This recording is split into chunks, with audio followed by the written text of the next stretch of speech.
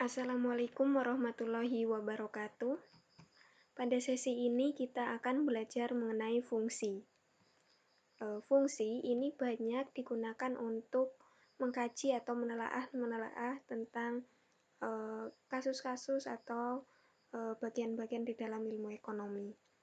Nah, sesi ini kita akan membahas fungsi, khususnya fungsi linier. Nanti juga akan sedikit membahas fungsi non-linier ya. Kemudian nanti ada penerapan fungsi di dalam ilmu ekonomi.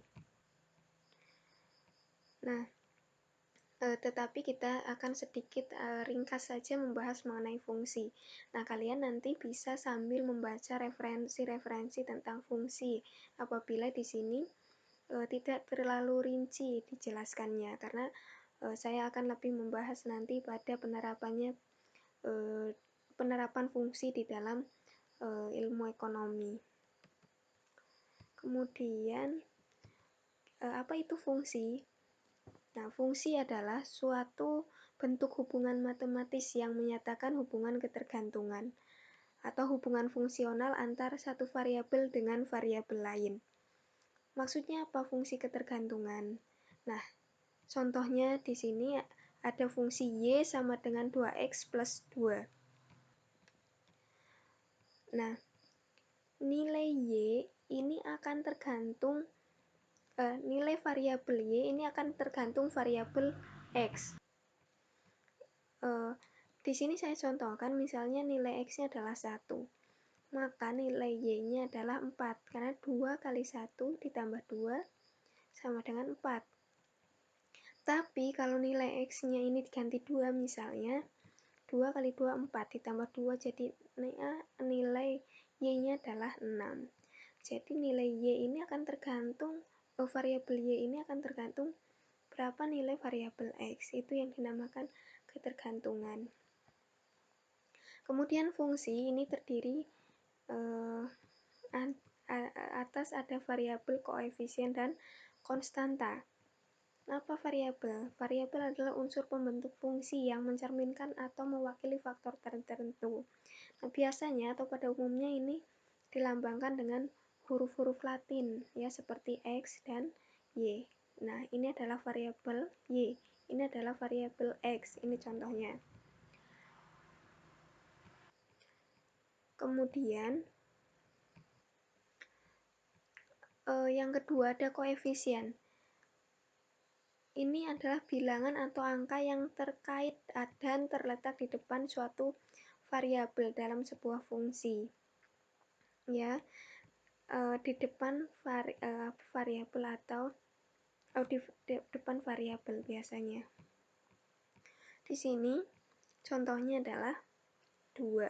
2 ini adalah koefisien dari variabel X ya. 2 ini adalah koefisien dari variabel X. Kemudian yang ketiga, konstanta, ialah bilangan atau angka yang kadang-kadang membentuk sebuah fungsi tetapi berdiri sendiri sebagai bilangan dan tidak terkait pada suatu variabel tertentu. Nah, kalau di fungsi ini di mana konstantanya? Ya, konstantanya adalah 2. Dia berdiri sendiri dan tidak terkait pada suatu variabel tertentu. Selanjutnya ini dicontohkan lagi ya. Kalau tadi di depan dicontohkan, ini contohkan lagi. Nilai yang berdiri sendiri dan tidak terkait dengan variabel tertentu ini dinamakan konstanta. Kemudian B ini adalah koefisien dari variabel X dan X ini adalah variabel, Y juga variabel. Nah, Y ini adalah variabel dependent dan X ini adalah independent variabel. Di sini misalnya ini adalah variabel Y, ini adalah variabel X. Konstantanya adalah 5 dan koefisien dari variabel X adalah 2. Kalau di fungsi ini dicontohkan, Y-nya adalah variabel dependent, X adalah variabel independent, 7 ini konstanta, kemudian koefisien dari variabel X ini adalah 1. Nah, sekarang masuk pada jenis-jenis fungsi. Nah, fungsi ini dapat digolongkan menjadi beberapa kelompok. Secara garis besar, fungsi ini dikelompokkan atas dua kelompok, yaitu fungsi aljabar dan fungsi non-aljabar. Nah, fungsi aljabar ini dibagi menjadi dua lagi, ada fungsi irasional, fungsi rasional. Nah, yang kita akan bahas mengenai fungsi rasional. Di sini ada fungsi polinom, ada fungsi linier, fungsi kuadrat, fungsi kubik, fungsi pi kuadrat, ada juga fungsi pangkat. Nah, fungsi non-aljabar ini ada eksponensial, logaritmik, trigonometrik, hiperbolik. Nah, kita akan bahas beberapa dari fungsi ini. Yang pertama, polinom. Polinom artinya adalah banyak suku dalam variabel bebasnya. Di variabel bebasnya ini, ya, independen variabelnya ada banyak suku sampai suku ke n. Nah, ini adalah contoh fungsi secara umumnya. Kemudian fungsi linier. Fungsi linier ini adalah pangkat tertinggi dari variabel bebasnya adalah 1. Di sini x-nya adalah pangkat 1, ya. Dan A1-nya ini bukan 0, nilainya tidak 0. Selanjutnya pada fungsi kuadrat. Nah, fungsi kuadrat ini adalah pangkat tertingginya adalah 2. Ya, jadi dan A2 di sini ini tidak, nilainya adalah tidak 0. Kemudian fungsi berderajat n. Ini fungsi yang pangkat tertinggi dari variabelnya adalah pangkat n. N ini adalah bilangan nyata. Dan an ini nilainya bukan 0. Fungsi pangkat. Nah, fungsi yang variabel bebasnya berpangkat sebuah bilangan nyata, bukan 0, ya. Di sini bilangan nyata dan n ini bukan 0. Kemudian fungsi eksponensial ini masuk pada fungsi non-aljabar. Fungsi yang variabel bebasnya merupakan pangkat dari suatu konstanta, bukan 0. N-nya ini bukan 0. Kemudian ada fungsi logaritmik. Ini variabel bebasnya merupakan bilangan logaritmik. Kemudian fungsi trigonometrik. Nah, fungsi trigonometrik ini fungsi yang variabel bebasnya merupakan bilangan trigonometrik. Selanjutnya kita akan membahas fungsi linier dan fungsi kuadrat. Nah, fungsi linier tadi masih diingat bahwa pangkat tertingginya adalah 1, x-nya adalah pangkat 1. Kemudian kuadrat ini fungsi x, nilai tertinggi dari pangkatnya adalah 2, x pangkat 2. Nah, kita contohkan di sini ada fungsi y sama dengan 3 plus x. Nah, apabila nilai y-nya sama dengan 0, kita akan mencari nilai x-nya, ya. Berapa nilai x-nya? Ya, caranya adalah kita kan tadi y-nya 0. 0 sama dengan 3 plus x. Nah, 3 ini pindah ke depan, berarti jadi min 3 plus 0. Jadi min 3 plus 0 itu sama dengan min 3. Jadi nilai x-nya adalah sama dengan min 3. Kemudian kita ketahui titiknya adalah x, y, berarti min 3,0. Nah, sekarang jika x-nya ini nilainya 0, berapa nilai y-nya? Cara mencarinya adalah nilai x-nya tadi 0. 3 ditambah 0. Berarti y-nya sama dengan 3. X, y. X-nya nilainya 0 dan y-nya sama dengan 3. Jadi 0,3. Kita akan menggambar. Penggambaran fungsi liniernya, kita sudah mempunyai titik min 3,0 dan 0,3. Pertama, min 3,0. Di mana titiknya? Nah, x-nya min 3. Di sini min 3 ini adalah x, kemudian y-nya adalah 0 di sini. Berarti titiknya benar ada di sini. Kemudian yang kedua ada 0,3. X-nya adalah 0, x-nya berarti di sini. Y-nya adalah 3. berarti positif 3 di sini. Nah, kita tarik garis. Nah, ini adalah penggambaran fungsi linier. Nah, kita masih ingat bahwa ini adalah garis Y, ini adalah garis X. Kemudian ini kalau nilainya minus, berarti ini adalah yang Y, ini adalah yang X. Nah, selanjutnya kita masuk penggambaran fungsi kuadrat. Kita contohkan Y sama dengan X kuadrat plus 5X plus 6. Nah, kita terlebih dahulu menentukan arah dari garisnya ya. Kalau misalnya nilai X ini positif lebih dari 0, itu maka sumbunya ini hadap ke atas. Tetapi kalau nilai X yang ini adalah kurang dari 0, maka garisnya adalah menghadap ke bawah. Ya, jadi kalau misalnya X-nya ini lebih dari 0, ya di sini ini kan 1 lebih dari 0. Berarti kurva ini menghadap ke atas. Kalau misalnya ada fungsi di sini adalah minus misalnya, berarti kan kurang dari 0, maka kurvanya akan menghadap ke bawah.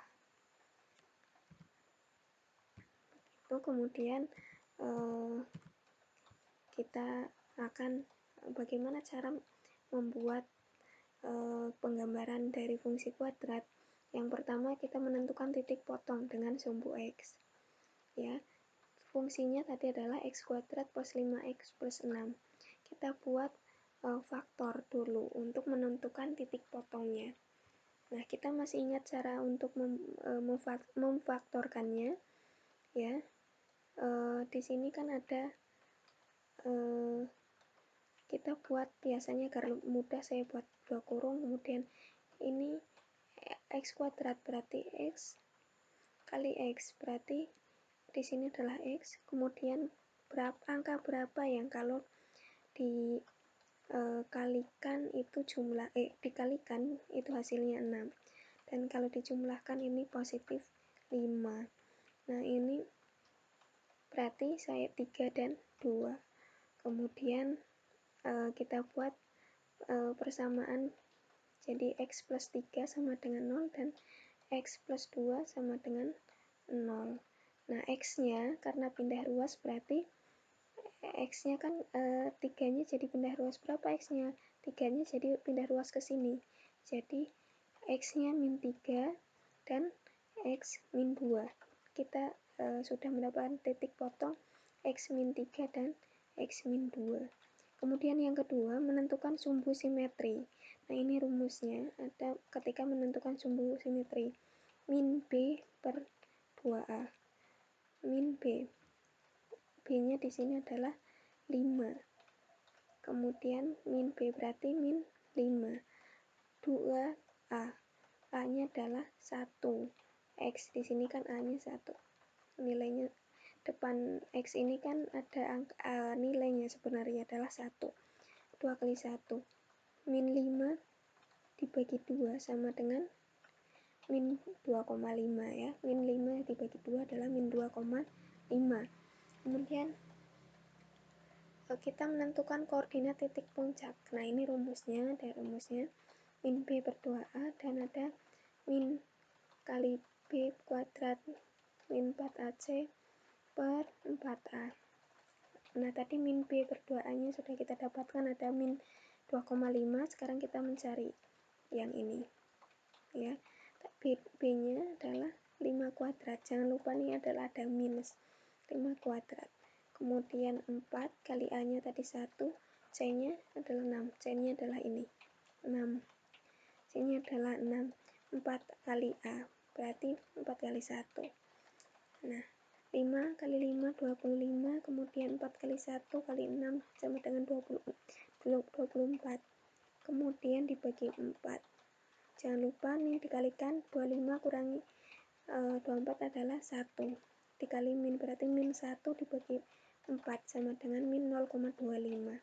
Jadi kita dapat memperoleh hasil Y